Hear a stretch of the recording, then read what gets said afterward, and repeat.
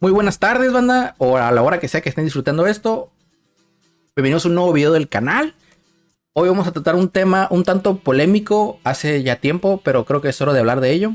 Vamos a hablar de el contenido single player en fighting games. Como no voy a hablar si es bueno o es malo o no, vamos a hablar de cómo ha ido evolucionando alrededor de estos años, desde que se concibió el género hasta nuestros días, ¿no? Vamos a ver qué es lo nuevo que han agregado. Y pues nada, comencemos con el video. No sin antes mencionar que por favor sigan mi canal de Twitch, se los dejo en el comentario fijado. Aquí hay retas todos los lunes y pues hablamos de temas interesantes relacionados con el tema del fighting games. Síganlo, ya lo dijo el Rafa, ahí está, sí. El contenido single player, ¿no? ¿A qué nos referimos con el contenido single player? Es básicamente el contenido para un solo jugador. El género como tal se concibió para jugarse uno contra otro, claramente. Así ha sido siempre y creo que así será, ¿no? A diferencia de otros juegos, vamos a poner un ejemplo de la época. Estoy hablando de la época de Street Fighter 2. Pues otros juegos como Mario tal vez Final Fight, eran más como para jugar una experiencia contigo, nada más. Así, llegas de tal lugar a tal lugar y ya, vences el juego, ¿no? O le das la vuelta, o como quieras decirlo. Entonces, en juegos como Final Fight, o más que nada los beat'em ups, ya no es tú contra otro, es tú y tu amigo contra el barrio, ¿no? Y hay múltiples juegos de ese estilo, ¿no? Está el Final Fight, está el Rage, está The Simpsons Game, y está mi favorito, Sunset Riders. Entonces, ¿cómo era el single player en esos entonces? En los viejos tiempos, todo el contenido single player básicamente era el modo arcade, ¿no? El modo arcade era simplemente elegías tu personaje y eras tú contra el barrio. Es más, les voy a poner un video de fondo, ¿no? Elegías tu personaje en el modo arcade y era así como que ir escenario tras escenario, con diferentes niveles, diferentes rivales, hasta llegar al jefe final, ¿no? Esto así era en todos. Así fue en Street Fighter, así fue en King of Fighters, así fue en Fatal Fury, así fue en Mortal Kombat. Y así durante todos los 90, los fighting games, ese era el modo arcade, ¿no? El tan ansiado modo arcade. Y básicamente era eso nada más, ¿no? El modo arcade era la maquinita, ¿no? O el gabinete. No, yo me refiero al modo arcade, era así como que el modo de misiones, básicamente, ¿no? Arcade también se le puede decir al gabinete. Pero más que nada yo me refiero al modo de las misiones, ¿no? Que decía, elegías tu personaje e ibas en diferentes escenarios contra diferentes personajes. Y eso así era en todos los fighting games de los 90.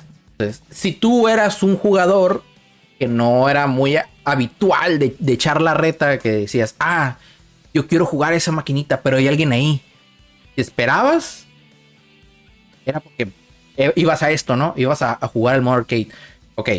Con diferentes personajes, cada personaje que tú eligieras y vencieras, vamos a decirlo, cada uno de los niveles, pues tenías diferentes finales, ¿no? Que te explicaban las motivaciones de ese personaje para estar en dicho juego. Pero solo uno de esos era canónico. De ahí en fuera, los demás eran puro relleno. Hablemos un poco, por ejemplo, de Street Fighter 1. El final canónico de Street Fighter 1, pues todos lo saben, ¿no? Era Ryu venciendo a Sagat con un Shoryuken, ¿no? Por eso tenía la cicatriz aquí, ¿no? ¿Se alcanza a ver? Cicatriz, así. Póngasele de Puebla, mi joven. Así. Shoryuken, ¿no? En los últimos alientos de vida de Ryu, logró vencer a Sagat, ¿no? En Street Fighter 2 hay múltiples finales, pero el canon dice que en realidad Bison se suicidó.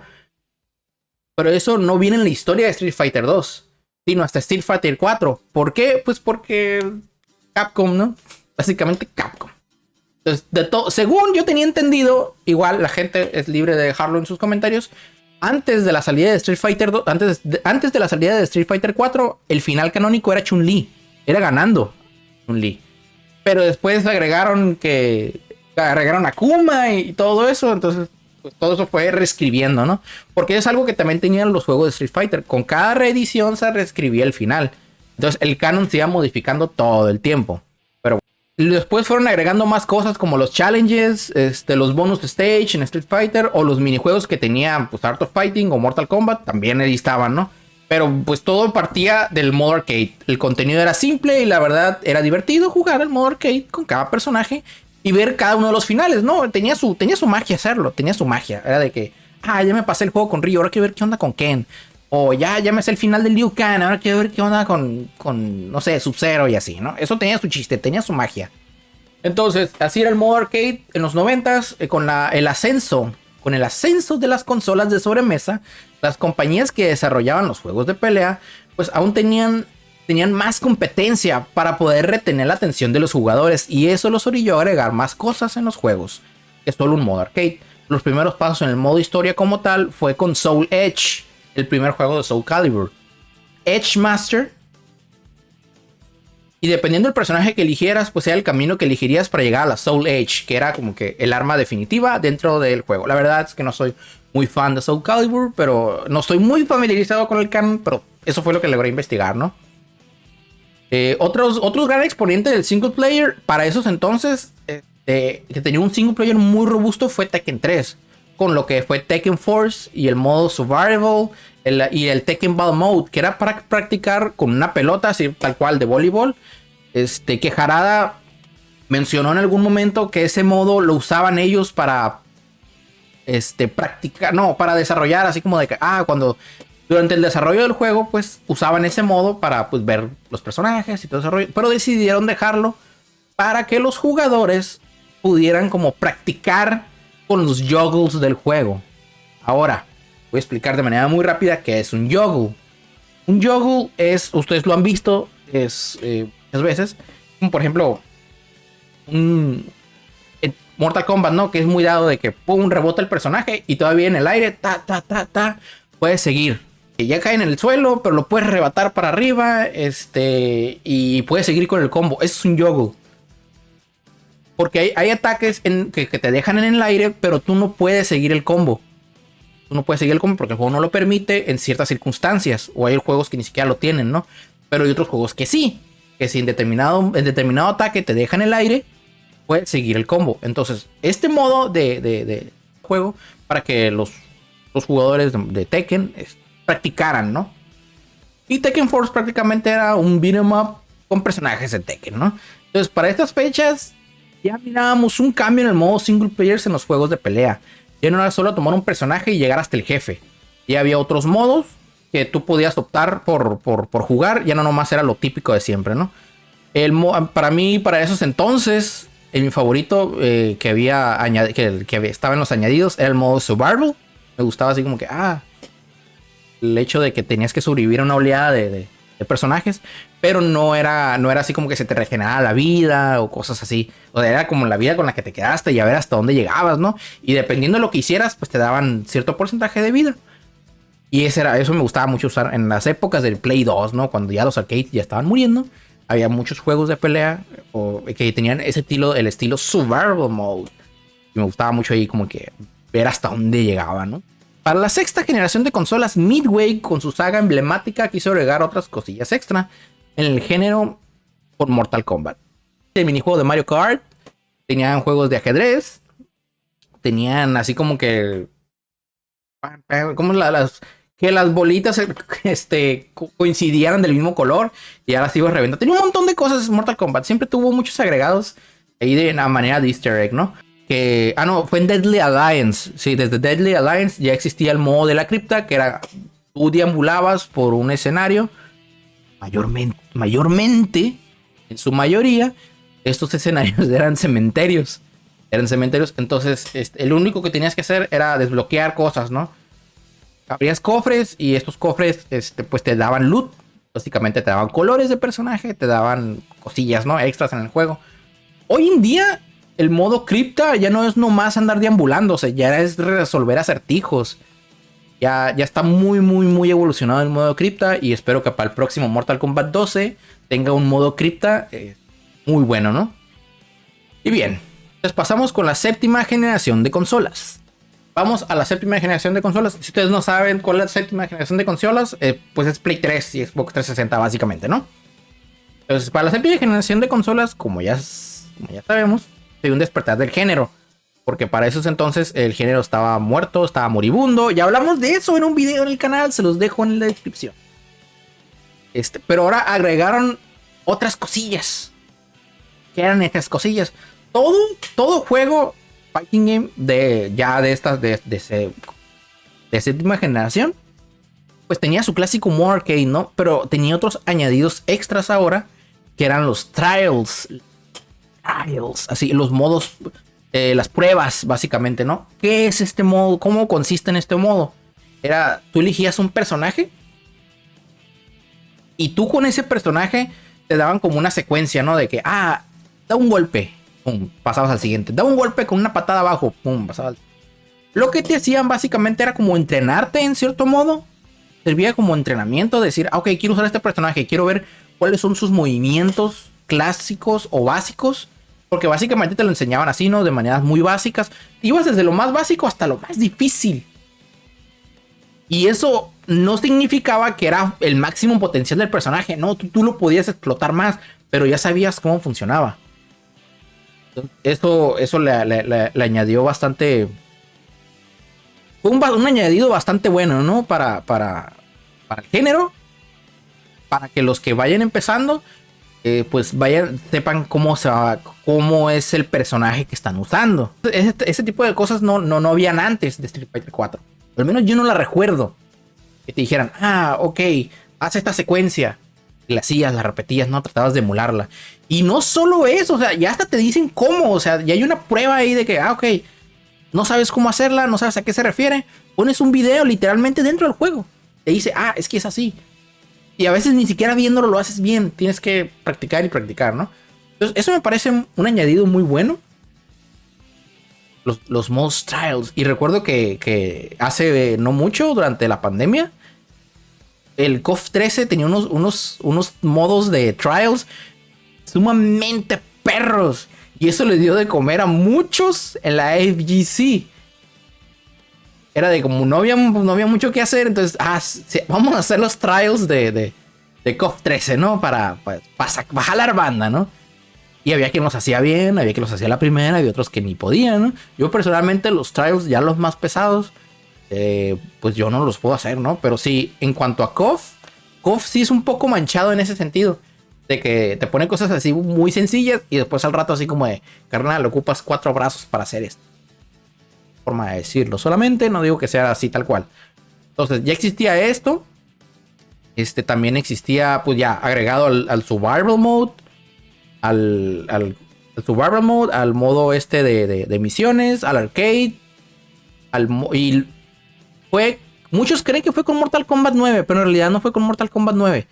Fue con Mortal Kombat vs DC. Ahí Midway ya estaba explorando, antes Midway estaba explorando lo que era el modo historia. Como tal, como lo conocemos hoy en día, ¿no? Podías elegir un bando, ya sea DC o Mortal Kombat, ¿no? O el universo de Mortal Kombat. Ya, dependiendo del bando que eligieras, pues era la historia que ibas a desarrollar. Pero no era como tal que ibas por escenarios, pasando uno por uno, y a ver, al último te dabas cuenta de la historia, cómo se desarrollaba toda. No, aquí desde un principio ya te ponen cinemáticas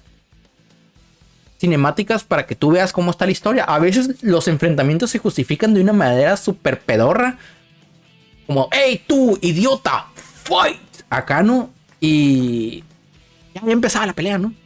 Entonces con Mortal Kombat 9 eso se hizo súper popular. Aunque ya existía en Mortal Kombat vs DC, pero ese juego nadie lo peló. Entonces ya NetherRealm, ya haciendo NetherRealm con las cenizas de Midway, pues popularizó y lo estandarizó. Lo que hoy conocemos como el modo historia. Que básicamente todos los juegos lo tienen, ¿no? Todos los juegos actuales. Que incluso Street Fighter V cuando salió, un poco, no le salió tan bien. No le salió tan bien, pero igual ahí estuvo, ¿no? El modo historia como tal, como digo, se estandarizó. Tekken 7 tuvo su modo historia parecido. Y muy bueno, por cierto. A Mortal Kombat. Street Fighter, como ya dije, con su quinta entrega hizo algo parecido. Muy aburrido, la verdad. Discúlpeme, Capcom, pero el modo historia de Street Fighter 5 fue malo. Fue malo. Muy aburrido, la verdad, sin chiste, sin alma ni nada. ¿Qué otros juegos? Guilty Gear también, con su más reciente Strive, también agregó un modo historia, pero también hizo algo parecido, pero, o sea, ahí ni siquiera interactúas, literalmente te reproducen una película, tú la miras, nomás. No interactúas con tus personajes, te van narrando una historia incomprensible, a mi parecer, un tanto incomprensible, y tú nomás la miras, es todo lo que tienes que hacer, nada más, ya, ¿no? También, como dije, eso se volvió un sello de la casa de NetherRealm, que sacó Injustice 1 y 2, también con dos muy buenos modos de historia. Mortal Kombat X, no se diga, Mortal Kombat 11, que Mortal Kombat 11 con Aftermath fue el primer fighting game en tener un DLC exclusivo para el modo historia. O sea, tenían personajes, sí, tenía pocos personajes, pero lo que más, su añadido principal de Aftermath era eso, era expandir la historia. NetherRealm siempre ha tenido en mente, siempre ha tenido como en cuenta a esos jugadores que dicen, es que a mí no me interesa tanto el online. Yo no, o jugar contra otras personas. Yo quiero jugar solo, ¿no? Y tienen muchos modos para jugar tú solo. Y también tienen muy buenos modos para la gente que le gusta echar la reta. Eso está muy bien. Otra cosa, Mortal Kombat 11 tiene uno de los mejores modos para enseñarte a jugar que no tiene casi ni un otro juego. Me atrevo a decir que no tiene ningún otro juego. Hasta la fecha, ¿no? Hasta el día de hoy, hasta el día de producción de este video. ¿Por qué? Porque Mortal Kombat 11 tiene un modo ahí de que te enseñan de todo. Te enseñan cómo... Te enseñan frame data. Te lo enseñan de una manera bastante básica, pero te lo enseñan qué movimientos puedes hacer tú para contrarrestar otros. Te enseñan qué movimientos tú debes de evitar como jugador, porque si los haces quedas vendido o te pueden castigar, ¿no? Tal vez con la salida de Street Fighter 6, ya un juego completo, ya veamos un cambio en esto, ¿no? Creo que el Grand Blue Fantasy Versus también tiene un modo historia bueno. No lo he jugado. No, o sea, sí jugó el juego, pero no jugó el modo historia, discúlpenme. Pero tengo entendido que sí. Y tiene ahí sus minijuegos también acá, tipo Fall Guys. También tuvo su modo historia ahí medio gacho, la verdad se me hizo bien aburrido, no lo terminé porque estuvo bien aburrido. Pero ahí estaba, ¿no? Street Fighter 6, bueno, ya vamos a hablar de lo que viene, ¿no? Street Fighter 6 también va a tener su modo historia de otro modo. Porque ya vieron que el modo cinemático no les funcionó del todo. O a la gente no le gustó como tal. Ese detallito nomás ahí, ¿no? Ya viene Mortal Kombat 12 confirmado para este año. Y pues las expectativas están hasta las nubes, ¿no? ¿Qué podrá hacer NetherRealm esta vez? Con el modo historia, ¿no? Con el modo single player. Ahora, ya para terminar el video, mi única queja acerca del contenido single player es que siento que hay muchos contenidos en muchos juegos. Voy a generalizarlo un tanto. No voy a hablar específicamente, pero lo voy a generalizar un poco. De que a veces el contenido single player en ciertos juegos tratan a la gente como tontas. Discúlpenme que lo diga, ¿no? Juegas en la dificultad más alta y sigue siendo muy fácil. Así como que hazlo de un modo. No sé cómo. No podría yo dar ideas ahorita aquí de cómo. Pero debería las compañías que se dedican a eso deberían de ver así como de, con este contenido single player, ¿cómo hago para que la gente se le quite el miedo y vaya a jugar online? Más que nada, ¿no? O entrar a un lobby o cosas de ese estilo, ¿no? From Software con sus juegos ultra difíciles e innecesariamente difíciles a veces. La excusa de ellos es decir, es que creemos que crear esa sensación en el jugador de que hizo algo extraordinario, ¿no? O de que se esforzó un montón y pudo desbloquearlo. Eso deberían de agregarlo aquí también, pero hay un estigma entre la gente, no sé por qué. De que, es que jugar fighting games es difícil. No es difícil. Solamente es cuestión de tener cierta dedicación. Entonces, a ver cuál será la siguiente evolución en cuanto al contenido single player en fighting games. Tal vez agreguen un modo en primera persona después, sin necesidad de un VR. Tal vez luego tú puedas crear escenarios, puedas crear, eso sería muy bueno, crear escenarios, poder dar la oportunidad de crear escenarios. Lo que pido, y no sé qué es lo que vayan a agregar, yo sigo por ese diseñador de escenarios en juegos de pelea. Y pues nada, banda, eso fue todo. Eso ha sido como ha sido un poco a grandes rasgos de cómo ha sido la evolución en el contenido de single player en fighting games. El contenido, yo personalmente casi no toco el contenido single player, pero entiendo que hay gente, ¿no? Hay gente que le gusta, hay gente que lo juega. Y pues ahí está, ¿no? Que lo sigan haciendo y que lo sigan mejorando. Sobre todo, ¿no? Esto es una evolución constante, ¿no? Yo me retiro. No se les olvide seguirme en Twitch. Ahí está el comentario fijado, Por favor, vayan. ¿Sí? Yo me despido y hasta la próxima.